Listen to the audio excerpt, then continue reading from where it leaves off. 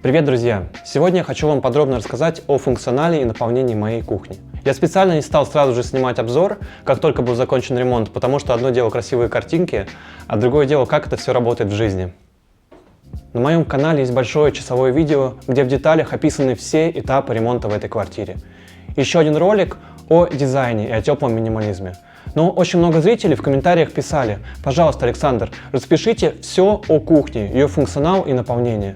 И сегодня я подробно вам расскажу о самом больном для всех вопросе – о кухне. Давайте начнем с приготовления пищи. Я очень люблю готовить, мне нужна была большая функциональная рабочая поверхность. Она здесь экстра глубокая, то есть не стандартно 60 сантиметров, а 70. Многие спрашивают: а как же у тебя что, ящики более глубокие? Нет, у меня стандартные ящики на 45, а дальше просто уходит столешница. То есть там много свободного места, оно просто закрыто столешницей. И это очень удобно, здесь все помещается, мне прям нравится вот это огромное пространство. Я никогда не использую одновременно 4 конфорки. Не было в моей практике. До этого я жил на квартире, там была варочная поверхность домино, то есть 2 всего лишь конфорки.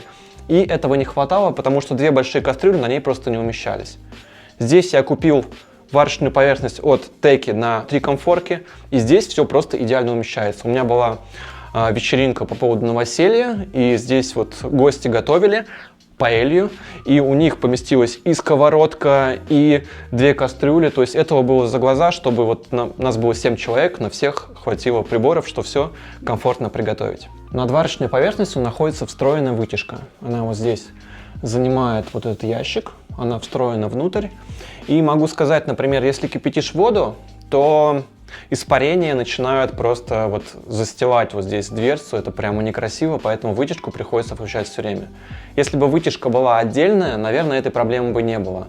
Но чисто эстетически мне, конечно, нравится решение с отдельной вытяжкой меньше, именно в таком современном стиле. Поэтому вытяжка встроенная, но вот приходится постоянно включать, что уже ничего не поделаешь. Тянет она неплохо, даже когда активная готовка, очень много пара, она с этим всем справляется и, в принципе, меня выручает. Сразу же расскажу про подсветку рабочей поверхности. Она встроена здесь в центр шкафа, она не накладная, она утоплена во фрезу, то есть ее не видно с торца, она не раздражает глаз. Она не у стены, то есть она светит примерно в треть столешницы, то есть дает хороший свет. И здесь есть отдельная подсветка, так как она идет не вдоль стены, то она прерывается на вытяжку, но у вытяжки есть своя подсветочка. Она включается вот одной кнопочкой и дает именно освещение рабочей поверхности. Мебельщики изначально мне предлагали сделать включение подсветки рабочей поверхности на сенсорной такой кнопочке. В прошлой квартире она у меня была, и она меня просто бесила. Она постоянно глючила, хотя кто-то говорил, что у тебя просто плохая. Я не верю вот в эти все рассказы. Я сделал выключение просто с обычной кнопки. Вот оно включается. И обратите внимание, что это 4000 кельвинов. Это такой нейтрально белый свет. Потому что во всей квартире у меня 2700-3000 кельвинов, приятный теплый цвет. Именно для готовки обычно мы используем такой вот нейтральный цвет. Он, не знаю почему, но он дает какое-то для приготовления еды более правильное ощущение. Это очень красивый кварцевый агломерат, мы его использовали на одном из объектов, мне он очень понравился. И я, к сожалению, попросил себе такой же у наших каменщиков, потому что потом уже было поздно соскакивать, когда я узнал цену. И даже не цену самого камня, а именно цену обработки камня. Это было прям очень больно, но ничего не поделаешь, зато очень красивая вещь. В принципе, как аналог для столешницы, как аналог кварцевому агломерату, могу порекомендовать вам использовать натуральный гранит. Его бывает много вариантов, это очень твердый материал, натуральный материал, но при этом он обойдется вам бюджетнее, чем кварцевый агломерат.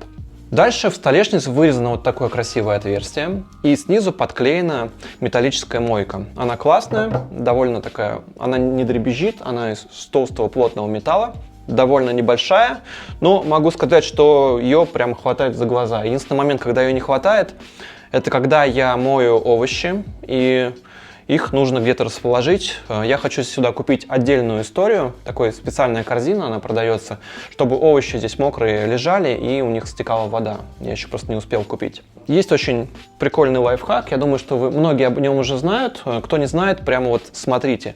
Здесь я сделал 2 специальных крючка для губки и для тряпки. Вот снаружи их не видно, все, у нас чистая мойка, а здесь они очень легко достаются. И можно протереть столешницу, протереть мебель, все что угодно. Но есть один неприятный момент, так как мойка плоская, то есть у нее не скругленное дно, как сейчас в 95% с современными мойками. Есть уголки, куда не достает вода от смесителя. Поэтому я хочу сейчас поменять вот этот статичный смеситель на смеситель, у которого снимается кран, и можно вот так замывать углы. Это снимет все мои боли, потому что приходится рукой, губкой все это выковыривать, это немножко меня раздражает, и нет такого ощущения идеальной кухни. Другая вещь, которая меня очень сильно радует, это, конечно же, измельчитель. Вот он нажимается с кнопки.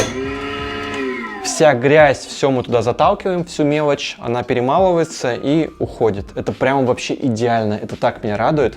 Многие писали, что нельзя чистить картошку в него, нельзя там всякие гадости бросать большие. Конечно же, я этого не делаю. Я чищу картошку в мусорное ведро, а здесь остаются какие-то мелкие остатки пищи, которые, для измельчителя не страшны для вашей канализации. Поэтому не пугайтесь, я не засоряю вашу канализацию всякой ерундой.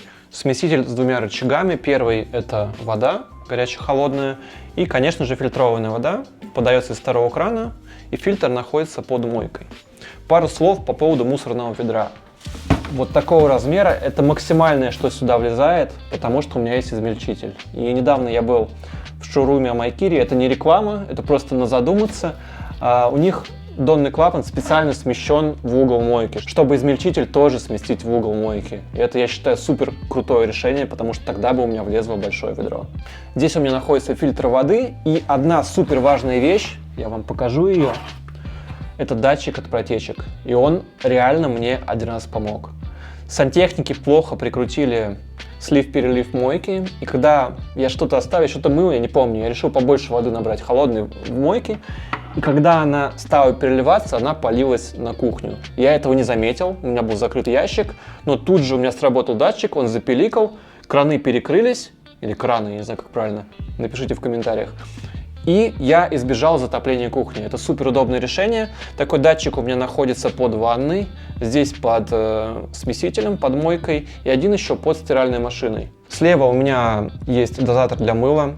Очень удобная вещь. Опять же, обратите внимание, как здесь чисто. То есть у меня чистая поверхность. Это так, как она выглядит в моей повседневной жизни. Потому что часто пишут, вот сейчас красиво, все сфотографировали, потом заедете, понаставите своих баночек, и будет ужасно. Я здесь живу уже больше месяца. Я здесь очень активно готовлю, и это все выглядит именно так. Поэтому, друзья, вот в минимализме можно жить, и можно жить красиво. Поверьте мне. Объясняю как. Есть, конечно же, разделочные доски, но каждый раз убирать их меня это все очень утомляет, поэтому я оставил их и здесь. Они такого белого нейтрального цвета, и в принципе они не мешают мне. Чайник, это очень стильный чайник от Элизи, он приехал из Германии. Я в нем кипячу воду. В этом шкафу у меня там есть розетка, была мысль спрятать его туда, была мысль там же спрятать кофемашину, но я отказался от кофе, пью чай, и вот эта вещь, конечно, это, я считаю, произведение искусства, просто икона дизайна, и он никак не засоряет кухню, он, наоборот, делает ее еще более красивой. Продолжая тему готовки, я, конечно же, использую масло. Вот оно здесь хранится. То есть вот такая яркая бутылочка. У меня есть масло для салатов, масло для приготовления на плите. Вот представляете, здесь бы стояла такая штука. Просто все сразу бардак, она яркая, она сразу разрушает мой теплый минимализм. Она, естественно, спрятана. И масло перелито, чтобы каждый раз не лазить в верхний ящик, оно перелито в отдельные две банки. Я купил их на Озоне, я не знаю, они стоили там 300 рублей, может быть, 500 рублей. Но они стильные, красивые. Вот это для салатов, это для плиты. И я просто взял перманентный маркер и написал на них там, cooking salads. И это смоется вот реально ресторанно. То есть это не портит вид, это наоборот украшает кухню. И мне кажется, это вот правильное решение, когда ее хватает, причем на очень долго. Вам не нужно каждый день что-то переливать, запариваться, потому что многие говорят, что вы запаритесь постоянно все раскладывать по баночкам. Это не тот случай. Есть другой случай. В углу у нас вот такая элегантная панель. Те, кто любит пушоны, кстати, типоны, я могу сказать, что здесь уже появляются следы от пальцев. Я ненавижу типоны. Я попросил, чтобы в этой кухне их было по минимуму. Их здесь всего 2. Раз и 2. Больше их здесь нет. Все остальное на ручках. Так вот, мы открываем вот этот волшебный уголок, и там визуальный мусор. Там все яркое, ужасное. Там стоят бутылки с алкоголем, стоит боржоми. Там типа мертвая вода и живая вода.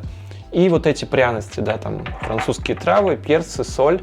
Вот эти яркие банки, по идее, да, нужно тоже пересыпать, но все пересыпать я не готов. То есть я, когда нужно, их достаю, готовлю и убираю. Вот одним движением моя кухня опять превращается в идеальную, убранную, и никакого визуального бардака нет. Очень рекомендую, потому что изначально я хотел, столешница, видите, заползает туда внутрь, и я вообще не хотел делать вот эту дверцу. Я думал, что будет просто такой темный угол, но когда эта дверца появилась, это просто было как какое-то озарение. Она решила, конечно, все вопросы с бардаком. Там еще есть розетки, то есть если я, например, захочу туда спрятать чайник, кофемашину, не знаю, все что угодно, любой прибор, его можно там включать и даже не вынимать его оттуда. Это, конечно, супер удобная вещь. Плюс здесь есть вот такой глухарь. В него приходит фартук столешницы, то есть здесь нет никаких пересечений, там углов. И получилось очень стильно, красиво. Здесь аккуратно сделано герметиком. Посмотрите, как красиво сделано это примыкание. Продолжая тему бардака и организации хранения, вот эти две штучки тоже очень хорошо для этого работают. Вот это я вообще не нарадуюсь. Я купил, по-моему, это Zara Home, это стоило порядка 5000, но это прям натуральный массив дерева с такой вот щеточкой. Ножи сюда очень легко втыкаются.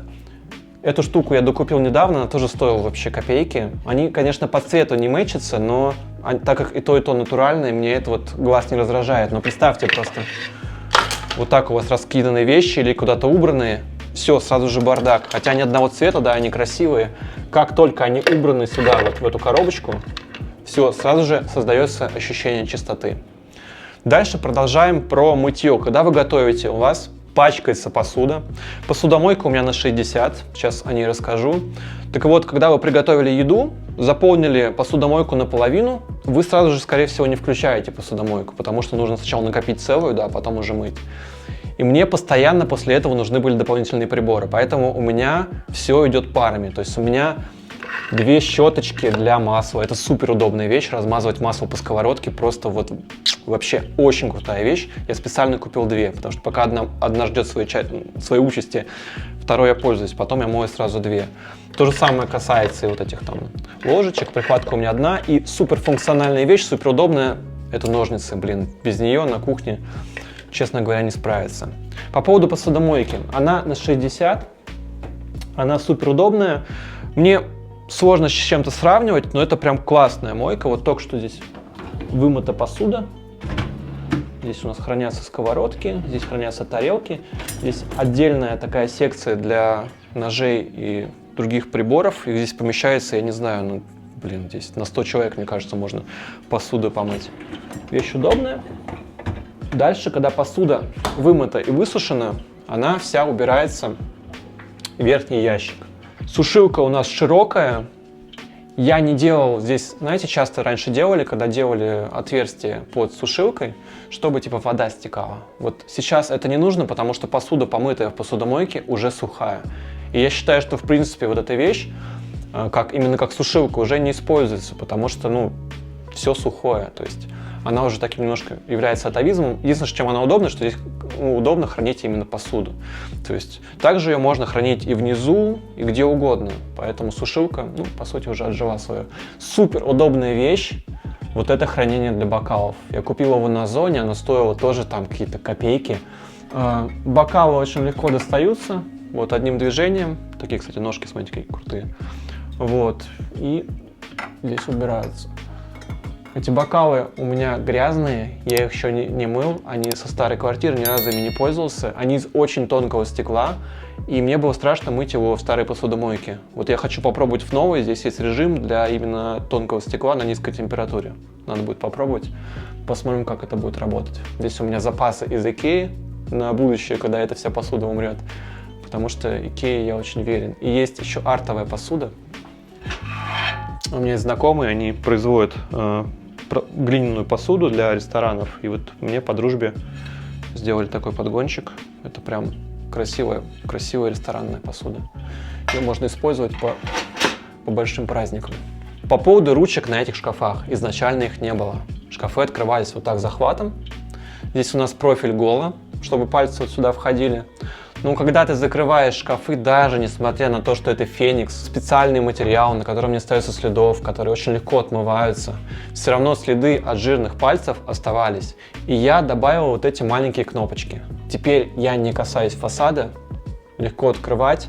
Есть еще один важный плюс. Когда ручек нет, я постоянно не мог понять, здесь хватать или здесь хватать, как открывать. Я постоянно путался, это меня бесило, это меня раздражало, и сейчас очевидно, за что хвататься, как открывать, и это супер удобно. Когда я готовлю, мне обязательно нужны прихватки, но, к сожалению, без них мне не обойтись, они у меня висят на всех ручках. Ручки, кстати, очень удобные, вот такие металлические, и с ними, кстати, нет проблемы понять, куда они открываются. Здесь как-то я быстро привык, вот с этим я прям мучился. Вот куда их деть, я не понимаю. К сожалению, они вот так висят. Это не супер эстетично, я могу сказать, даже несмотря на то, что они такие монохромные, там не яркие, но... Может, вы мне что-то посоветуете? Я просто не хочу какие-то полочки здесь городить, какие-то крючки. Я вот не знаю, какое можно решение придумать именно для вот этих прихваток. Когда посуда помыта, тарелки и чашки убираются наверх, приборы убираются вот сюда. Здесь супер удобное хранение, я прям вообще кайфую, потому что на прошлой квартире у меня было 45 сантиметров ящик, сейчас он 60, и здесь прямо все умещается. Точилка для ножей, отделение для всех видов приборов, еще одни ножницы, открывашка для устриц. Я очень долго приходил к тому, чтобы сделать вот такой один единый ящик. Я всегда хотел делать отдельный ящик для столовых приборов и отдельные ящики для всего остального, но, в принципе, меня уговорили, мне показали в Бебеле, как это работает. Это блюмовская фурнитура, она отстегивается вот одним движением, так нажал, и все. Приборы уехали. А здесь уже находится то, что используется реже: пищевая пленка, фольга, средства для посудомоечной машины. А здесь у меня отдельное отделение, здесь все, что связано с котом, это его еда. Вот это святое просто место. Это еда и чесалка, чтобы его вычесывать. Так вот, у меня было на одном объекте, там стояла фурнитура от Хитек, и заказчик очень жаловался, что мы его не убедили, что ему нужен блюм, потому что у него очень плохо застегивается вот эта история, и приходится рукой что-то подправлять. Здесь все застегивается автоматически, то есть вот мы закрыли, защелкнули, она встегнулась, открывается уже вместе. Просто тут вообще элементарная вещь, но она очень функциональная, прям очень помогает и сохраняет рабочее место. А главное, что у нас все фасады единые и в таком вот минималистичном стиле хорошо смотрятся. Следующая секция у меня стиральная машина. Стиральная и сушильная машина. Что могу сказать про стиральную и сушильную машину? У нее есть один очень большой минус. Когда ты сушишь белье, здесь остаются вот такие следы шерсти. Вот их нужно периодически убирать. Как я понимаю, с сушкой по-другому не бывает. То есть, если у вас отдельная сушильная машина, там есть специальная секция для сбора этих катышков, здесь такого нет, и это приходится механически вынимать. Вот у меня коллега, у него такая же история, он говорит, что раз там в 3 месяца ему приходится там мокрой рукой все это снимать, плюс есть отдельная секция, где все это забивается, нужно это все выковыривать, но другого решения, к сожалению, нет. Если это раздражает, то можно использовать режим обычной стиралки и сушить все на вот этой штуке, на сушилке. Мне пока все нравится, то есть закинул на час, у тебя после этого уже сухое, такое слегка влажное, чуть-чуть влажная одежда, ты ее вешаешь в шкаф, и все прекрасно, идеально просто. А здесь у нас отдельный выкатной ящик. Только выкатные ящики я рекомендую, потому что если у вас обычные полки, то вы запаритесь оттуда все выковыривать. Да, это дороже, но пользоваться кухней вам будет в 100 раз приятнее, просто поверьте. Здесь у нас верхний ящик, здесь у нас стиральные порошки и вот такие специальные контейнеры. Я сюда из мешка пересыпаю порошок, и здесь есть дозатор, я насыпаю, и очень удобно этим пользоваться. Плюс здесь все кондиционеры, отбеливатели, все у меня в одном ящике. Очень удобно, все отсортировано. А снизу 2 корзины. Они выкатываются. Одна корзина для темных вещей, одна для светлых. Тоже очень удобно. Все вот так скинул. Набралась корзина, постирал, унес в гардероб. Просто идеально на самом деле. Кухня не доходит до стены. У меня здесь специально сделана такая лакуна, пустое пространство. И здесь изначально планировался туалет для кота. Но когда я стал здесь жить, я понял, что я не могу жить в этом запахе. Это было просто отвратительно. И туалет уехал в ванну. И там, на самом деле, ему нашлось хорошее место. Я думаю, что в большом обзоре можете это увидеть. И здесь появилась зона для еды. Здесь стоит кошачья еда. Также здесь стоит его фонтанчик. Блин, вот всем рекомендую эту штуку. Это супер недорогая история. Я купил ее на Озоне или на Алиэкспрессе, не помню где. Она стоит там несколько тысяч, но она на датчике движения. Когда кот подходит, включается моторчик, начинает литься вода, и он постоянно пьет из нее. Он про обычную миску вообще забыл, то есть он пьет только из нее. И здесь его не видно. Если он что-то там разбросал, тоже это не видно. Это там за углом. И получилось просто супер удобное место. Вот сейчас он пришел есть и убежал. Последний ящик кухни у нас угловой, то есть там есть доступ внутрь, там какие-то долгоиграющие вещи, которые редко использую, например, наполнитель для туалета, какая-то соль для посудомоечной машины, то есть то, что я очень редко использую, и то, о чем, в принципе, не страшно забыть. Ну, полотенце бумажное, то есть такой склад вещей, к которым нужен нечастый доступ. Важный момент по поводу хранения, что касается и гардеробных, и кухонь. Всегда используйте контейнеры, это супер удобная вещь. Вот эти все мешки, они могли валяться по этому шкафу, их было бы неудобно доставать, когда они вместе. Во-первых, они сразу же визуально смотрятся как что-то упорядоченное, у вас сразу же создается ощущение порядка, плюс ими очень удобно пользоваться. Вот, убрали, и все, и никаких проблем. Такая же история у меня здесь. В этом контейнере все, что связано с макаронами. В этом контейнере, это отдельный контейнер, я сюда засыпал таблетки, из мешка пересыпал для посудомойки. Сверху у меня контейнер, там все, что связано с аптечкой, то есть все упорядочено, ты просто достаешь его, там, мне нужны макароны, достаешь, находишь то, что нужно, и используешь, убираешь назад. Все. Иначе бы, вот представляете, как бы эти полки были заполнены. Они бы не использовались на 100%, то есть у нас бы здесь что-то лежало, а здесь было пустое пространство. Поэтому эти контейнеры просто находка для порядка и для удобства использования. То есть, ребят, все используйте их. И здесь у нас зона пеналов. Вот этим пеналом я вообще не пользуюсь, могу честно сказать. Здесь ничего нет. Я туда залезал, ну, наверное, вот когда только кухню стал заполнять, просто положил салфетки и забыл. Надо придумать, как его использовать, пока не могу придумать. Здесь также пустое место. Здесь у меня коробка из-под робота-пылесоса. Я ее заполнил всеми строительными вещами, всякими запчастями, лампочками, отвертками. То есть все, что нужно там, в бытовом ремонте. Если что-то нужно прикрутить, поменять, я все складываю здесь, чтобы все было организовано в одном месте. Микроволновкой я почти не пользуюсь. Иногда что-то разогреваю. Ну, чаще пользуюсь все-таки другими приборами для готовки. Гораздо чаще я использую вот эту компактную вещь. Это духовка. Кто первый раз видит, говорит, что это за малышка такая ужасная, потому что как же туда вместить 5 противней. У меня был случай, когда мы установили такой прибор заказчицы, у нее большая квартира, там 200 или 250 метров и 4 ребенка. И она говорит, что я постоянно использую много противней в готовке, и я как-то не отследил момент, то, что вот купили такой прибор, вот, но вроде потом как-то все нормально, она успокоилась, мы не стали менять на более большой прибор. Мне одного противня хватает за глаза, вот реально. И чаще я использую другой прибор, здесь есть сетка, и на сетке лежит вот такая, я не знаю, как это назвать, такая металлическая, как вот кастрюля.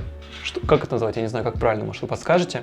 Для пароварки, потому что это совместный прибор. Это духовка и пароварка.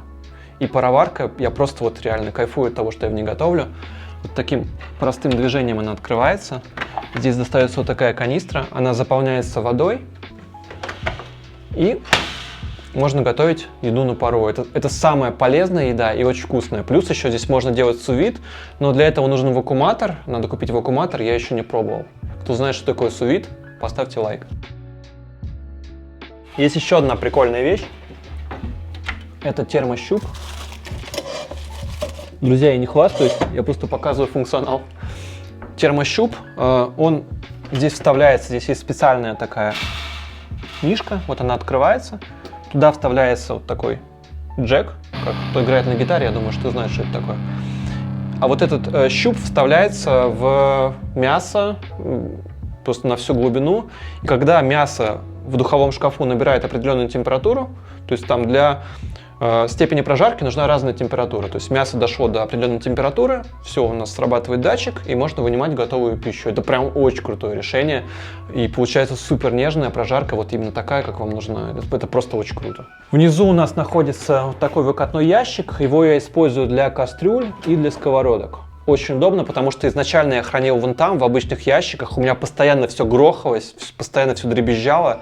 Как только я стал убирать выдвижные ящики, все, проблема отпала. Достал, убрал, все, никаких проблем. Холодильник состоит из двух частей. Это морозильная камера и холодильная камера. По сути, это два отдельных устройства, они даже разного бренда. Там, по-моему, внизу Bosch, сверху Liebherr. То есть они покупаются отдельно. То есть по-хорошему я мог бы вот этот морозильник вставить вот сюда, например. Или там сюда. Или я мог еще один морозильник купить отдельно. Или здесь сделать морозильник, а здесь во всю высоту сделать холодильник. То есть, когда вы проектируете свои кухни, учитывайте, что можно вот так использовать пространство. То есть, здесь у нас холодильная камера, есть обычные вещи. Но холодильники не бывают супер высокими, поэтому у меня там еще отдельное хранение, что там хранить, я вообще не знаю. И внизу находится морозилка, соответственно. Конечно же, встроенные холодильники, они занимают столько же места, да, но внутри меньше пространства. До этого я жил с отдельно стоящим холодильником, и здесь я прямо ощутил разницу. Прям сильно меньше пространства. Учитывайте это. Если у вас загородный дом и вам нужно хранить много продуктов, то самое правильное решение – это купить еще один такой же холодильник, то есть еще две камеры, то есть 2 холодильника, 2 морозилки, или там 2 холодильника, 1 морозилка. То есть комбинируйте эти вещи и делайте именно тот набор, который подойдет под вашу семью. По поводу розеток я, конечно же, всегда пропагандирую, что розеток должно быть максимально, но вот честно скажу, я вот этими розетками не пользуюсь. У меня здесь 3 группы. Здесь розетка и там в углу. Там вот тут чайник, идеально просто, плюс выключатель для света. Здесь 2 розетки, они закрывают все потребности вот этой зоны готовки, и здесь розетки на всякий случай, то есть больше уж точно не нужно. Надо делать розеток, я считаю, минимум вот столько, то есть каждые там 1,5-2 метра закрывать розетками, чтобы все вопросы были решены. На всякий случай, даже если вы не будете пользоваться. Потому что лучше сделать, чем потом жалеть. Друзья, я максимально подробно и честно постарался рассказать о своей кухне. Если у вас есть еще какие-то рекомендации, советы, как сделать ее еще лучше, я обязательно буду читать об этом в комментариях, можем это обсудить. Если у вас остались еще какие-то вопросы, то тоже обязательно пишите в комментариях, я обязательно на них отвечу. Друзья, обязательно переходите во все наши социальные сети, там очень много всего для вашего вдохновения. Будем там общаться и обсуждать наши новые проекты. Обязательно поддержите это видео лайком, Осику это очень важно. И до скорых встреч, друзья. Пока-пока. Пока-пока. Ося.